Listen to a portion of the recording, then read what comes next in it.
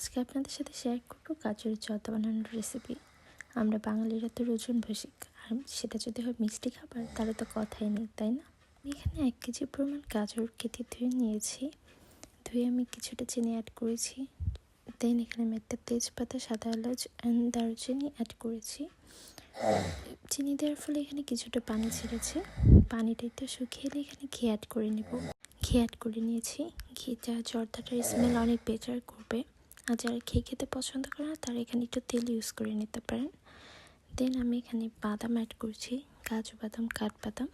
আপনারা চাইলে এখানে দেশি বাদাম অ্যাড করে নিতে পারেন, যে যার মতো কিশমিশ অ্যাড করে নিতে পারেন।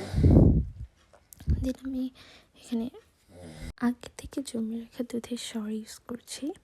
সরটা একটু হাত দিয়ে নরম করে নিব। দেন এখানে খানিকটা সরি অ্যাড করে নিচ্ছি, অ্যাড করেছি। দেন এখানে একটু ভালোভাবে নেড়ে চেড়ে নেব। আপনারা চাইলে একটু পরিমাণটা আর একটু বেশি দিতে পারেন, যেহেতু আমার একটু কম ছিল। দেন আবার এই তো নেড়ে চেড়ে নিচ্ছি। আর হালুয়া বলেন, জর্দা বলেন, এইগুলোতে একটু নাড়াচাড়া বেশি করতে হয়, তাই না? আর হ্যাঁ, সবাই বাসায় ট্রাই করে একবার করে জানাবেন কেমন হয়েছে। অবশ্যই সবাই পাশে থাকবেন।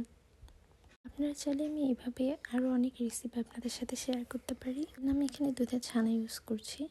আমি গরম দুধে কিছুটা ভিনেগার অ্যাড করে নিয়েছি। দেন ছানাটা আমি দিচ্ছি। ছানাটা দেওয়ার ফলে গাজরের জর্দাটার টেস্ট দ্বিগুণ বেড়ে যায়। আপনারা সবাই প্লিজ ছানাটা ইউজ করবেন। কিছুটা আবার নেড়ে চেড়ে নিচ্ছি যেন পুরো গাজরে লেগে যায়। দেন এখানে আবার কিছুটা ছানা ইউজ করব। ছানাটা আবার দিয়ে একটু নেড়ে চেড়ে নেব ভালোভাবে, যেন পুরো গাজরে লেগে যায়। আর দেখতেই পাচ্ছেন, দেখেই মনে হচ্ছে অনেক মজাদার। দেন এখানে একটু গুঁড়া দুধ ইউজ করছি খানিকটা। দেন আবার একটু নেড়ে চেড়ে নেব, যেন পুরো দুধটাতে ভিতর গাজরটা লেগে যায়। দেন আমি এখানে কনডেন্স মিল্ক অ্যাড করছি, যেহেতু আমি চিনিটা কম ইউজ করেছিলাম। যারা মিষ্টি খেতে বেশি পছন্দ করেন তারা একটু চিনিটা, কনডেন্স মিল্কটা একটু বেশি বেশি অ্যাড করে নেবেন। দেন কনডেন্স মিল্কটা একটু অ্যাড করে নিচ্ছি বেশি। চাইলে যখন পরিবেশন করবেন তখনও কনডেন্স মিল্কটা অ্যাড করে নিতে পারেন। আমি একটু আগে, যেহেতু আমি চিনিটা কম দিয়েছি, তাই আমি একটু আগে অ্যাড করে নিচ্ছি। বেশ ভালোভাবে অ্যাড করে নেব। আশা করি আপনারা সবাই পাশে থাকবেন। এভাবে সবাই একবার করে ট্রাই করে দেখবেন, সত্যি অনেক ভালো লাগবে।